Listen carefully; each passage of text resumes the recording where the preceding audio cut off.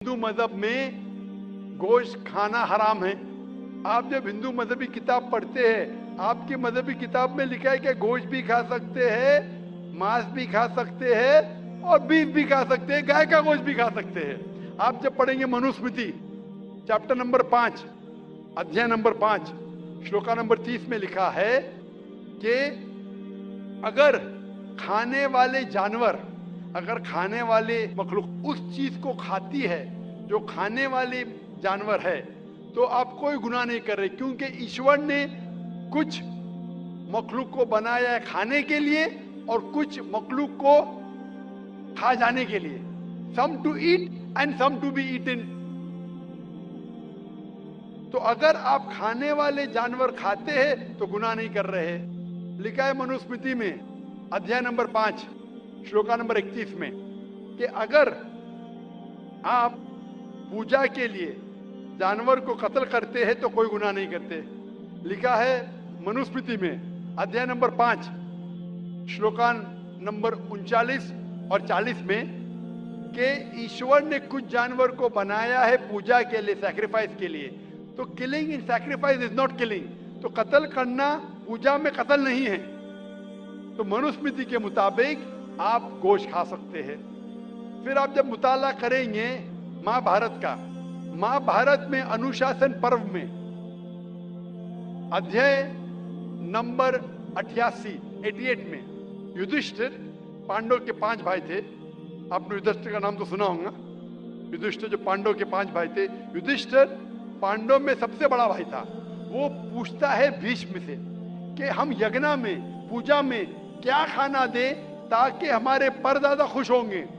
तो भीष्म कहता है अगर हम यज्ञ में, पूजा में चावल, बार्ली, सेब, भाजी पाला देंगे तो हमारे परदादा 1 महीने के लिए संतुष्ट रहेंगे। अगर हम मछली देंगे तो 2 महीने के लिए, अगर गोश्त देंगे 3 महीने के लिए, अगर खरगोश देंगे तो 4 महीने के लिए, अगर बकरी देंगे तो 5 महीने के लिए, अगर सुअर देंगे तो 6 महीने के लिए, अगर परिंदा देंगे तो 7 महीने के लिए, अगर हिरन देंगे तो 8 महीने के लिए, अगर बैल देंगे तो 11 महीने के लिए, अगर गाय देंगे तो पूरे 1 साल के लिए हमारे परदादा संतुष्ट रहेंगे। 1 साल। क्या दूध की बात कर रहे हैं सर? आप बफेलो देंगे, बफेलो तो 12 साल के लिए, अगर राइनोसरस देंगे या रेड मीट, लाल गोश्त, तो हमारे परदादा हमेशा के लिए संतुष्ट रहेंगे। पूरा मेन्यू है महाभारत में, हिंदू किताब में पूरा मेन्यू है।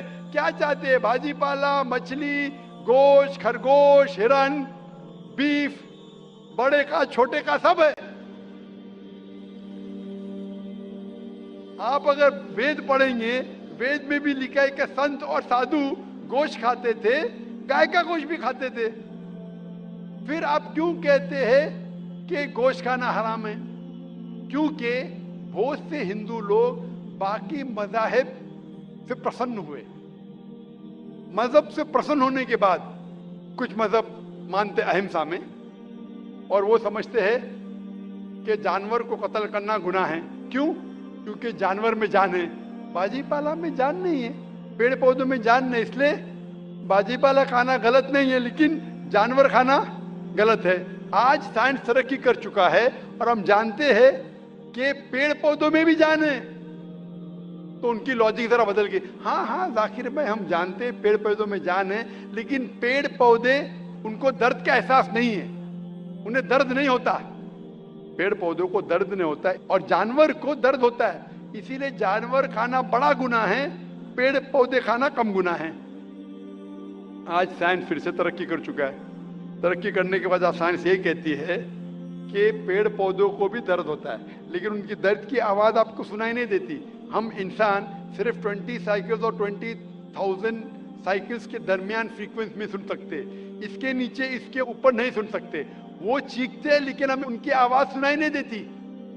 तो एक शख्स ने मुझसे सबसे ज़्यादा बहस किया और कहा कि जाकिर भाई, मैं मानता हूँ कि पेड़ पौधों में जान है, पेड़ पौधे को दर्द होता है, लेकिन पेड़ पौधों में सिर्फ 2 या 3 सेंसेस है, जानवरों में 5 सेंसेस है, इसलिए जानवर का कत्ल करना बड़ा गुनाह है। तो मैंने उससे पूछा कि अगर आपका भाई पैदा होता है 2 सेंसेस कम के साथ, वो सुन नहीं सकता है और बात भी नहीं कर सकता है, गूंगा है और बहरा है।